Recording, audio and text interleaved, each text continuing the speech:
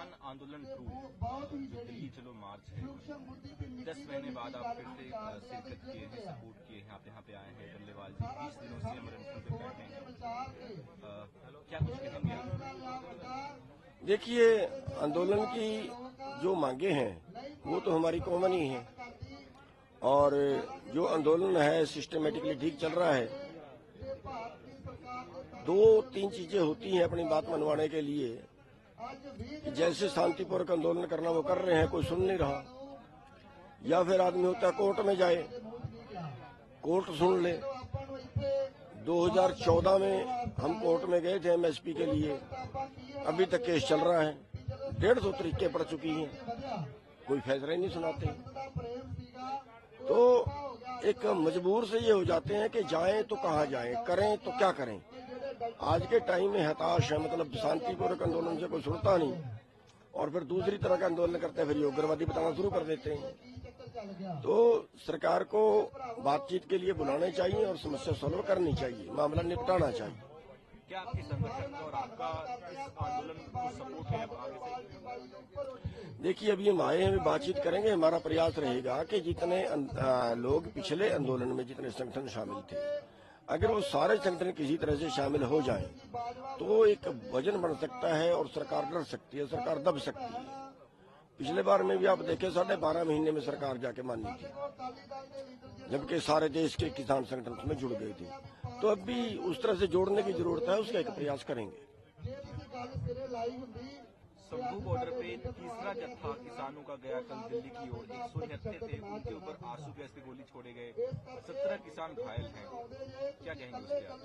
देखिए, सरकार पहले तो ये बोलती थी कि हाँ किसान चले जाएं, अपने ट्रैक्टर के अलावा किसी चीज में भी चले जाएं।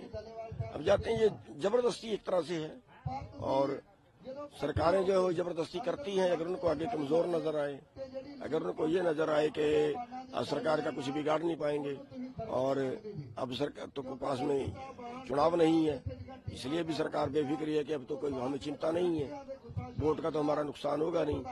और दूसरी चीज ये है कि अभी तक पूरे देश में आंदोलन नहीं हो पाया। अगर पूरे देश में आंदोलन होता, अब तक अकेले पंजाब में है ना, तो उसका वजन और ज्यादा बढ़ता।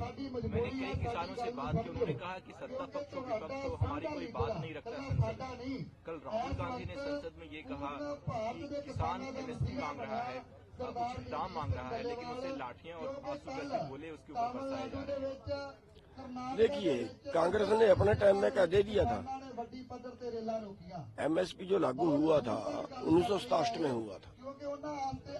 1967 से अब तक कोई कानून क्यों नहीं बन पाया कि खरीदनी पड़े, खरीदने के उनकी मजबूरी हो, या किसान को उतना भाव मिले कहीं से दे। एमएसपी का मतलब होता है न्यूनतम, भाई इससे कम तो आपका बिकेगा नहीं, आप बीजिए, और ये बिजाई से पहले तय होता है। अब बिजाई से पहले तय इसलिए का मतलब ये है कि किसान को एक गारंटी दे रहे हैं कि भाई ये रेट तो आपको मिलेगा, अगर इससे ज्यादा मिले तो बाजार में बेच देना।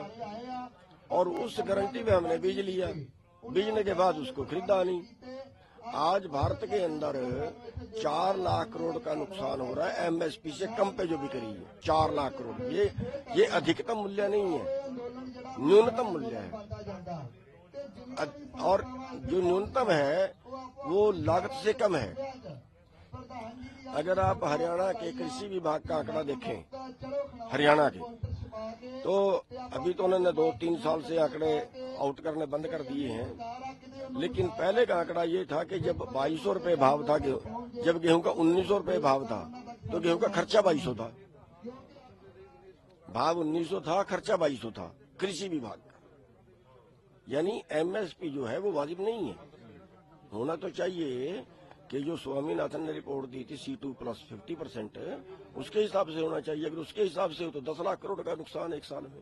अब लगभग सभी पुराने जो किसान के लीडर्स हैं वो इकट्ठा हो रहे हैं। राकेश टिकैत भी आए थे, उन्होंने भी अपना समर्थन दिया है और कहा है कि आगे हम बातचीत करेंगे सभी संगठनों से।